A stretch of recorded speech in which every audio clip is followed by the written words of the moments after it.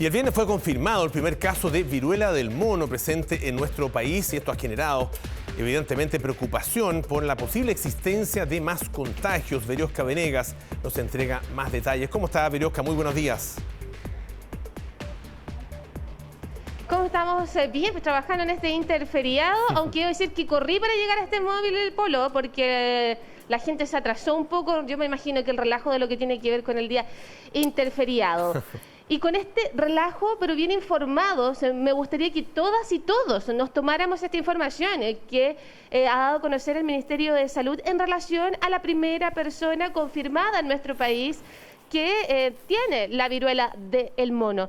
Es bien importante que tomemos varios resguardos con respecto a las personas especialmente que van a salir del país y donde están la mayor cantidad de casos. Y de eso vamos a hablar esta mañana con Tomás Reyes, quien es infectólogo de la Red de Salud UC Christus. Ya lo habíamos conversado previo a este enlace y me decía que las personas que van a tomarse vacaciones en sectores o en países donde esté un número importante de casos, es ahí donde tenemos que preocuparnos que acá ya hay protocolos, vayamos por parte especialmente con la gente que eventualmente pueda tener un mayor riesgo.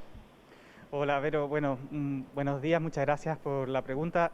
Efectivamente, esta es una infección que tiene como característica que su transmisibilidad entre personas no está tan facilitada como lo que hemos visto hasta ahora con el COVID-19. Eso nos permite tomar algunos resguardos, especialmente para las personas que puedan viajar o estar en una situación de mayor exposición en lugares donde se está ocurriendo este brote con casos nuevos. Esto es especialmente en Europa, en Estados Unidos hay un poco menos de casos, pero principalmente en Europa. Y efectivamente para las personas que vayan a viajar en los próximos días a esa zona, lo primero es mantener la calma. Lo segundo es seguir las recomendaciones locales de las autoridades de esa zona. Y sí, efectivamente es recomendable tener precauciones como las que estamos más o menos habituados con el COVID, como el uso de mascarilla, especialmente al estar en contacto con personas enfermas. Una cosa bien característica de esta infección es que la transmisión entre personas generalmente no ocurre a menos que haya síntomas. Eso es una diferencia.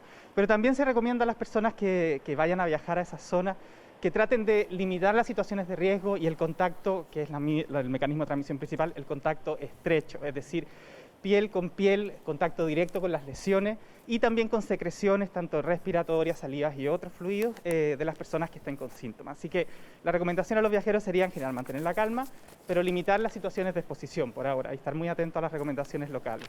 Doctor, en redes sociales rápidamente se viraliza esto y se ha hablado bastante, lo comentábamos también, de que la viruela del mono se asocia a una enfermedad de transmisión sexual. ¿Por qué se habla tanto de esto? Sí, es muy interesante desde el punto de vista infectológico el fenómeno que está ocurriendo, que la mayoría de los casos reportados a la fecha han ocurrido en contexto de contactos sexuales entre personas. Esto no significa que esto sea una infección de transmisión sexual y eso es muy claro que todos en la casa, las personas que nos están escuchando lo sepan, porque se puede transmitir entre personas sin contacto sexual y es por eso que no está todavía en una categoría de infección de transmisión sexual. Así que este reporte que ocurrió generalmente más bien nos ha dado aviso de que las instancias en que el contacto estrecho o íntimo sea facilitado, ya sea fiestas electrónicas o situaciones de múltiples parejas sexuales, esto facilita la transmisión de esta infección. Pero es propio en el fondo de una infección que se transmite por contacto directo, no es que sea una infección de transmisión sexual. Claro. Doctor, lo voy a llevar a un ejemplo bien práctico para que la gente vaya entendiendo también lo que significa el contacto estrecho cuerpo a cuerpo.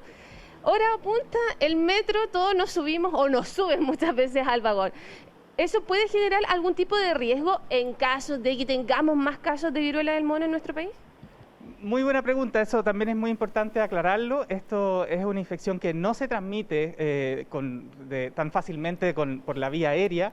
Esto quiere decir que si yo voy en el metro o voy a comprar al supermercado y hubiera alguien con la enfermedad, no tengo riesgo. En general esto requiere un contacto de horas, estando sin elementos de protección personales como la mascarilla, directamente hablando con una persona enferma. Entonces es bien distinto y eso significa que estando en el metro no va a ocurrir.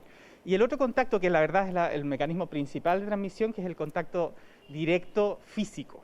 Y eso requiere contacto directo en general con las lesiones o con las secreciones de las personas. Así que nuevamente una persona en el metro, por más que estamos cerca cuerpo con cuerpo, estando en el fondo con nuestra ropa puesta y en el fondo no debería haber mayor riesgo. Sí.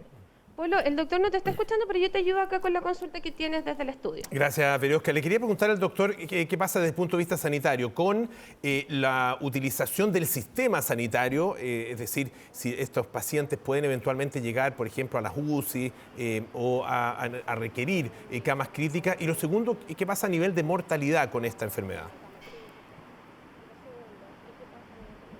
Bueno, ya le comentaba un poco al doctor lo que señalaba que sucede con la mortalidad, que fue lo último que consultó Polo, y el tema de la ocupación de los espacios sanitarios, ya si puedan estar en los mismos espacios UCI, ¿cómo va a ser finalmente esto? Sí, es una buena pregunta. En general esta es una enfermedad que es leve.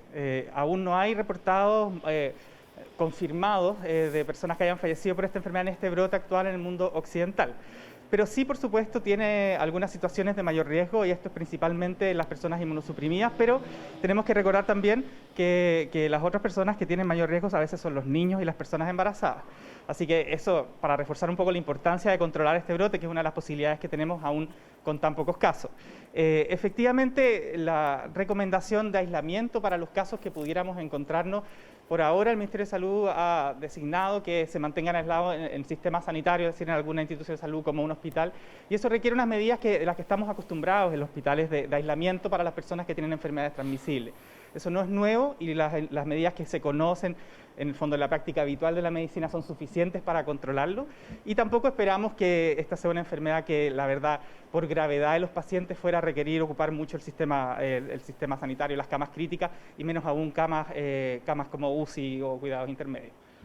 A solo acotar lo que decía el doctor, de que ya hay un protocolo publicado del Ministerio de Salud que ha señalado que 21 días de cuarentena para la persona que presente síntomas. Y en ese sentido ya muchas personas se han preguntado, porque lo asocian mucho, ya estábamos acostumbrados al concepto ya de tantos virus, pandemias, el alcohol gel, el uso de la mascarilla, ¿previene esto o hay que separar estas dos enfermedades por caminos diferentes? Y por supuesto precauciones diferentes. Mira, lo primero, el aislamiento de 21 días es para las personas que han estado en contacto con casos, ¿ya? Eso es, en el fondo, ese es el periodo de incubación de la enfermedad, el máximo. Si yo estoy en contacto en un caso y cumplí criterios de contacto, ese es el tiempo que tengo que vigilar si es que me aparecen a mí síntomas.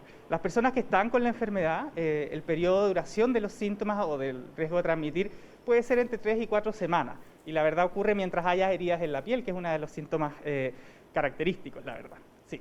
Perfecto. Oiga, doctor, el otro que quería preguntarle, que también lo comentamos, que me llamó mucho a mí la atención, y para ir cerrando, es que se llama viruela del mono, pero me decían que no necesariamente es de los monos esto, y que debiese tener un cambio hasta de nombre en los próximos días. Polo, bien cortito, doctor, eso.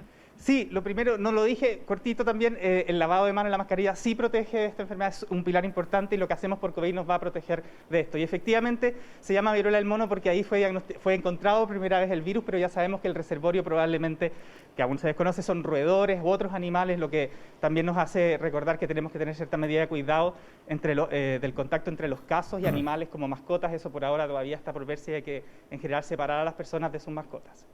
Yo le quiero agradecer al doctor porque me dejó muy clara en relación a esta nueva enfermedad donde se confirma este primer caso. Es el primero, ya con todos estos insumos, a informarnos para poder tomar todas las medidas y no sobre reaccionar, que eso es bien importante. Siempre mantener la calma porque es lo que nos permite tomar mejores decisiones y también, como lo decía el doctor, ya hay un protocolo establecido y dado a conocer también por el Ministerio de Salud, digo que como pilar tiene un aislamiento de 21 días para las personas que han tenido contacto con la persona que presentó síntomas. Perfecto, Veriosca, muchísimas gracias. Gracias también, por supuesto, al doctor por todos los antecedentes.